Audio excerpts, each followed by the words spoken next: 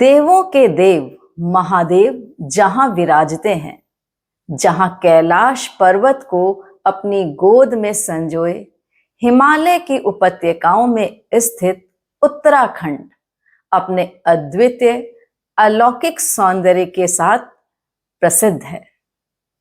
जहां देवता रमण करते हैं, जहां चारों धाम स्थित हैं, मां गंगा का उद्गम स्थल भी यहां स्थित है। देवों की देव पवित्र भूमि से आज हम एक साहित्यकार को ढूंढ कर लाए हैं आपके लिए। दर्शकों, कोना मन का में आपका स्वागत है। और हाँ, आज मैं जिस जाने माने साहित्यकार से आपको मिलवाने जा रही हूं, उनकी जन्मभूमि उत्तराखंड है। भगत सिंह जी, आपका स्वागत है हमारे चैनल कोना मन का में। आदरणीय डॉक्टर सुमन जी, आपको और आपके चैनल के सभी दर्शकों को मेरा सादर नमन वंदन। मैं अति गौरवान्वित हूँ कि आपके प्रतिष्ठित चैनल पर आज मुझे आपके साथ साक्षात्कार का अवसर प्रदान किया गया। इसके लिए आपका कोटि कोटि धन्यवाद। सर, आपने लेखन की शुरुआत कब की, उसके बारे में हमारे दर्शकों को कुछ बताइए। जी, मैंने लेखन की शुरुआत जब मैं कक्षा 6 में अपने गांव के ही विद्यालय में पढ़ता था, तो मेरा बचपन यूँ कहिए कि आज भी मेरा जीवन पहाड़ों में, जंगलों में, नदियों में और इसी हिमालय क्षेत्र के इर्द गिर्द बीता है। इन्हें देखकर, प्रकृति के विविध रंगों को देखकर जो भाव मेरे मन में आते थे, मैं उन्हें डायरी में संजोया करता था और उससे कविता का रूप देने का प्रयास करता था। विद्यालय समय में कवि सम्मेलन आयोजित किया जाता था और विभिन्न प्रतिष्ठित कवियों का जो रोल है उनको जो निभाया जाता था, तो मैं मूलतः अयोध्या सिंह उपाध्याय हरिऔध जी का किरदार करता था, क्योंकि मुझे पवन दूतिका में उनकी रचनाएं बहुत ही प्रभावित करती थी, जो उन्होंने मंदाक्रांता छंद में लिखा है। और इस प्रकार से अनेक रचनाएं लिखी। मन के भाव थे, सही थे या गलत थे, इसका मुझे अंदाज़ा नहीं था। वर्षों बरस इसी प्रकार में लिखता गया, लेकिन ये सोचकर कि मुझे केवल लिखना है और डायरी भरनी है, जो मन के भाव हैं, जो मन के उद्गार हैं, उन्हें मैं कविता के माध्यम से डायरियों में लिखा करता था। विधिवत साहित्य को समृद्ध करने की जहाँ तक बात है, सोशल मीडिया जब बहुत देर से मेरे क्षेत्र में पहुँचा, जब सोशल मीडिया पर मैंने विभिन्न आधुनिक रचनाकारों की रचनाएं पढ़ी और मैं सर्वप्रथम साहित्य सागर मंच से जुड़ा, वहाँ मैं केवल रचनाकारों की रचनाएं पढ़ता था। तत्पश्चात शब्द श्रृंगार और काव्यांचल से मैं जुड़ा। काव्यांचल में बहुत उच्च कोटि के रचनाकारों से मेरा आभासी परिचय हुआ। ये सही है कि लेखक बनने के लिए तो लिखना पड़ता ही है। ये जानकर प्रसन्नता हुई कि आपने अयोध्या सिंह उपाध्याय हरिऔध जी की भूमिका का निर्वहन किया है। सर, मुझे पता है कि आपने हिंदी की विविध विधाओं में और विविध विषयों में भरपूर लिखा है। अपनी रचनाओं के बारे में हमारे दर्शकों को कुछ बताइए। जी, मैंने अब तक 800 से अधिक रचनाएं लिखी हैं, जिनमें छंद मुक्त और छंद युक्त दोनों प्रकार की रचनाएं हैं। 65 साझा संकलनों में, विभिन्न पत्र पत्रिकाओं में और शीघ्र ही प्रकाशित होने जा रही मेरी 2 रचनाएं, एक छंद मुक्त है जिसमें मैंने अपने केवल भावों को विस्तार दिया है, और एक छंद युक्त है जिसमें गीत, मुक्तक, दोहे, चौपाइयाँ, सभी प्रकार के काव्य विधाओं की रचनाएं हैं।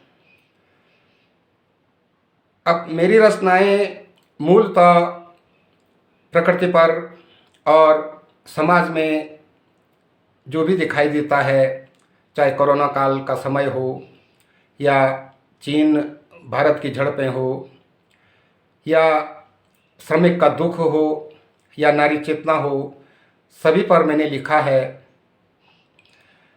2 रचनाएं जो मेरी प्रकाशित होने जा रही हैं, एक वासंती हिमालय है और दूसरा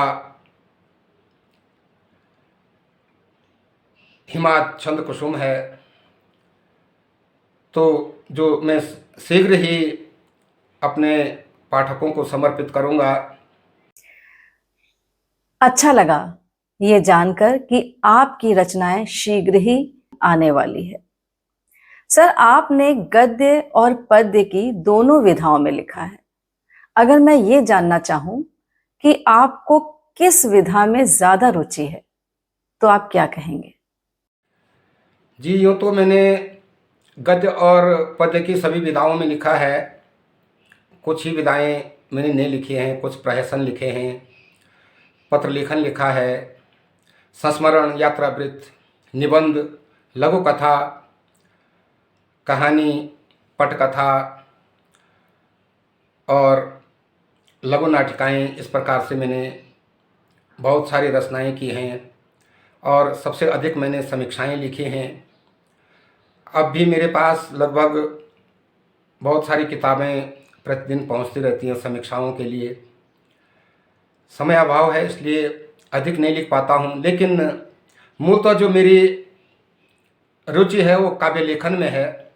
और काव्य में भी विशेषकर छंद मुक्त तो लिखे ही हैं, लेकिन छंद युक्त कविताओं में, छांदसिक रचनाओं में मेरी रुचि है।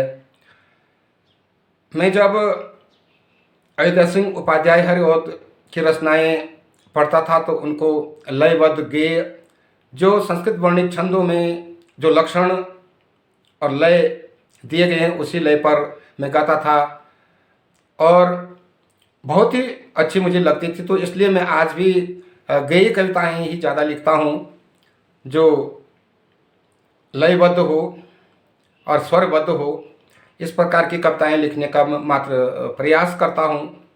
शेष तो जब मेरी पुस्तक आएगी तो समीक्षा पर ही निर्भर करेगी कि मेरी रचनाएं अच्छी हैं या बुरी हैं, ये मैं नहीं कह सकता हूँ। बस मैं लिखता हूँ, भाव आते हैं मन में, उनको शब्दों का रूप देने का प्रयास करता हूँ। अति सुंदर कि आप छंदबद्ध और लयबद्ध कविताएं ज्यादा पसंद करते हैं और आप गाते भी हैं, जिन्हें हम बाद में सुनेंगे। सर, अपनी प्रारंभिक रचनाओं के बारे में हमारे दर्शकों को कुछ बताइए। जी, मैंने प्रारंभ में कुछ रचनाएं कुछ प्रतिष्ठित समाचार पत्रों को भेजे, कुछ प्रकाशित हुई, कुछ नहीं भी हुई। लेकिन अब मेरे वाल से जो रचनाएं अच्छी लगती हैं विभिन्न पत्रिकाओं में छपती हैं। नीलांबरा, जिसकी संपादिका डॉक्टर कविता भट्ट शैलपुत्री, जिन्हें मध्य प्रदेश सरकार द्वारा श्रेष्ठ आलोचना पुरस्कार भी प्रदान किया गया हाल ही में। 28 देशों का ये उपक्रम है उनका और 28 देशों से रचनाकारों की रचनाएं इस पत्रिका में छपती रहती हैं। तो प्रत्येक अंक में मेरी भी 2 या 3 रचनाएं हर अंक में होती हैं, जिसके लिए मैं आदरणीय डॉक्टर कविता भट्ट शैलपुत्री जी का आभार व्यक्त करता हूँ। इसी प्रकार से वृंद में दैनिक नवीन कदम समाचार पत्र छत्तीसगढ़ से निकलने वाला, उत्तरांचल उजाला, उत्तराखंड न्यूज़, हिंदुस्तान, विवेचना ओज, पहाड़ रफ्तार, हिम कुसुम और भावों के मोती, इन प्रतिष्ठित पत्र पत्रिकाओं में यदा कदा मेरी रचनाएं होती हैं। मुझे इससे प्रसन्नता होती है कि बिना प्रेषित किए ही मेरे वाल से जो रचनाएं उन्हें ठीक लगती हैं उन्हें प्रकाशित करते हैं।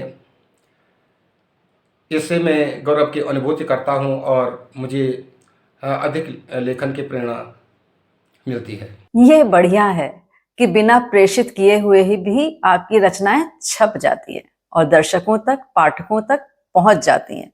सर, नए रचनाकार आजकल बहुत आ रहे हैं, उनके बारे में कुछ कहिए। सुमन जी, आज साहित्य के क्षेत्र में हजारों साहित्यकार हैं। रचनाकार को बनाना नहीं पड़ता है, वह स्वतः ही बन जाता है।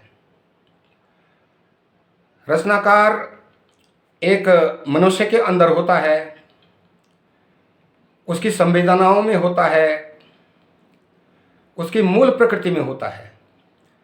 आज मैं देखता हूँ कि दूसरे को देख करके लोग कविता लिखने का प्रयास कर रहे हैं, लेकिन जो उसके मूल भाव हैं वो कहीं खोता सा दिखाई दे रहा है। कवि जो देखता है और उसके प्रति जो भाव उसके मन में उत्पन्न होते हैं उन भावों को व्यक्त करता है। हाँ, शब्दों में इसको सजाया जाता है, संवारा जाता है, शब्द व्यंजनाएं दी जाती हैं, लेकिन अधिकांश आज साहित्यकार का कर्तव्य है कि वो अपने साहित्य को समृद्ध करे।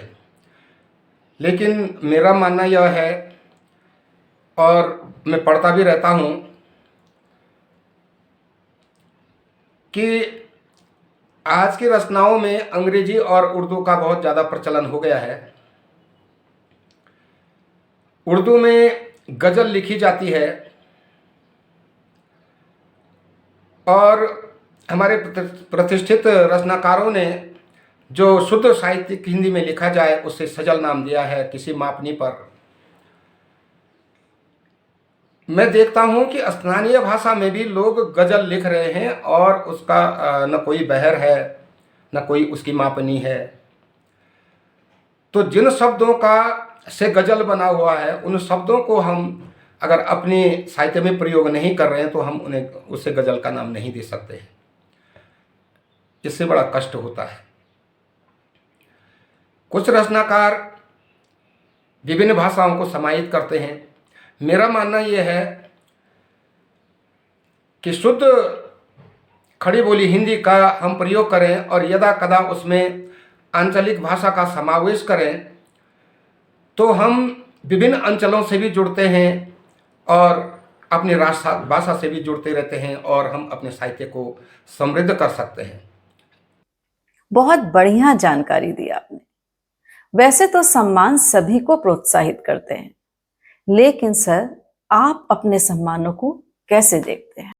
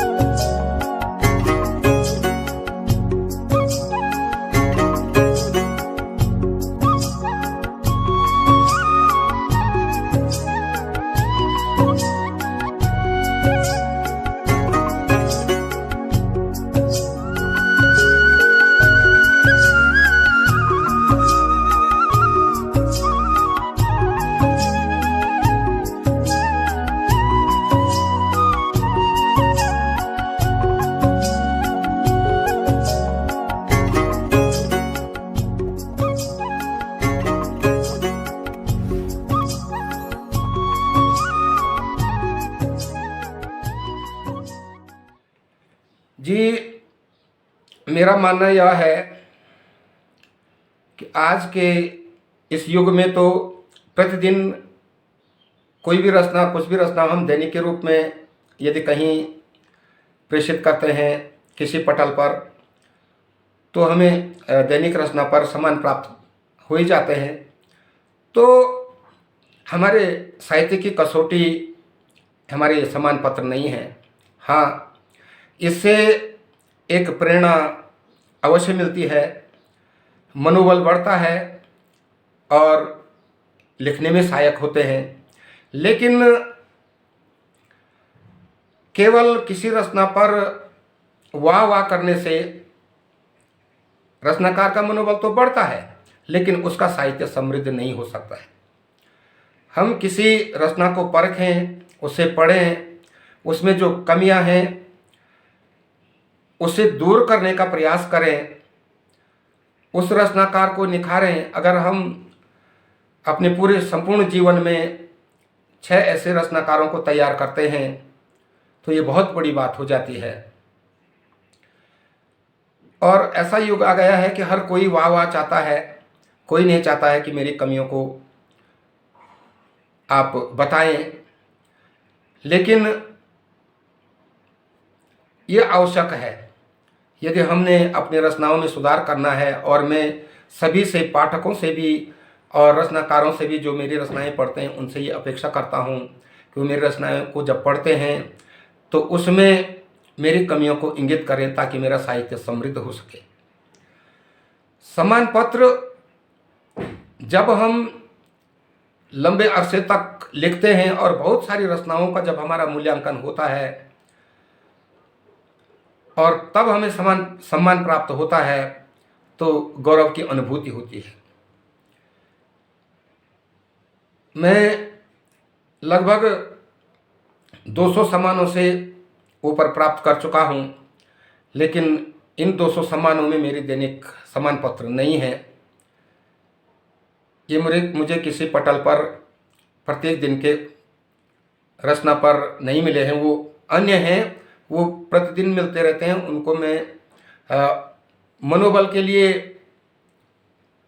तो कहता हूँ, देखता हूँ, लेकिन इस प्रकार से नहीं देखता हूँ कि मुझे सम्मान मिला है तो मेरी ये रचना सर्वश्रेष्ठ ही है और उत्तम कोटि की है। यूं तो सर हमने कई रचनाएं सुनी हैं, लेकिन आज आप हमारे दर्शकों के लिए कुछ गुनगुना दीजिए, कुछ अपनी ही रचना सुना दीजिए।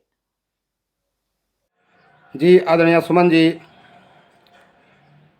मेरी अधिकतर रचनाएं किसी न किसी छंद में ही होती हैं। एक सजल लिखी है मैंने, श्रगुणीवाचिक छंद आधारित, वियोग श्रृंगार में। संयोग में जहाँ प्रकृति के सारे उपादान सुखदायी होते हैं, वियोग में वही उपादान बड़े कष्ट देने लगते हैं। तो इन प्रकृति के उपादानों को इस रचना में समाहित करते हुए मैंने लिखा है, जिसे मैं गाने का प्रयास करता हूँ।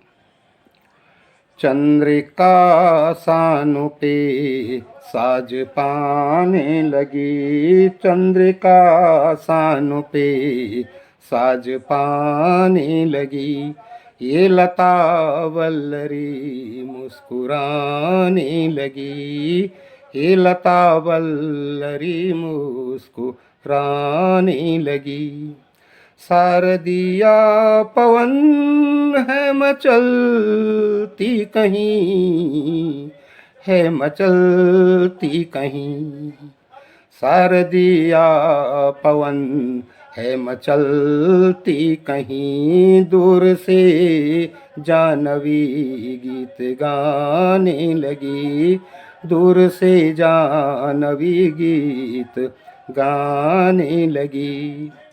रात रानी कहीं साज श्रृंगार कर, साज श्रृंगार कर, रात रानी कहीं साज श्रृंगार कर, रात के मौन में यूं समाने लगी, रात के मौन में यूं समाने लगी। सुर झरने करे शैल के छोर से, शैल के छोर से। शैल झरने करे शैल के छोर से, सुर झरने करे शैल के छोर से। पीड़ उड़ के मुझे क्यों सताने लगी, पीड़ उड़ की मुझे क्यों सताने लगी। याद करती रही क्यों न आए पिया, क्यों न आए पिया। याद करती रही क्यों न आए पिया। चंद्र की रश्मियाँ जो सताने लगी, चंद्र की रश्मियाँ जो सताने लगी। सो रहे भृंग हैं तृप्त हो बाग में, तृप्त हो बाग में। सो रहे भृंग हैं तृप्त हो बाग में। प्रीत तेरी पिया क्यों रुलाने लगी, प्रीत तेरी पिया क्यों रुलाने लगी। जा बिहग नीड़ को चैन की सांस ले, चैन की सांस ले। जा बिहग नीड़ को चैन की सांस ले। मैं उदासी लिए जी जलाने लगी, मैं उदासी लिए जी जलाने लगी। लौट आओ पिया राह तक थी यहाँ, राह तक थी यहाँ। लौट आओ पिया में राह तक थी यहाँ। तारिका व्योम में पास आने लगी, तारिका व्योम में पास आने लगी। रास आते नहीं ये नजारे सभी, ये नजारे सभी। रास आते नहीं ये नजारे सभी। नैन से नींद भी दूर जाने लगी, नैन से नींद भी दूर जाने लगी। चंद्रिका सान पे साज पाने लगी, ये लता वल्लरी मुस्कुराने लगी। बहुत बढ़िया। आपसे ये मुलाकात सार्थक रही। मुझे बहुत अच्छा लगा कि आपने अपनी बहुमूल्य जानकारी हमारे साथ, दर्शकों के साथ साझा की। जी आदरणीय डॉक्टर सुमन जी, पुनः आपको आपका कोटि कोटि आभार कि मुझे आपने अपने साक्षात्कार में आमंत्रित किया और मुझे अपने मनोभावों को रखने का एक उत्तम अवसर प्रदान किया, जिसके लिए कोटि कोटि धन्यवाद। तो दर्शकों, जाइएगा कहीं नहीं, हम शीघ्र ही आपसे पुनः मिलेंगे। तब तक के लिए धन्यवाद।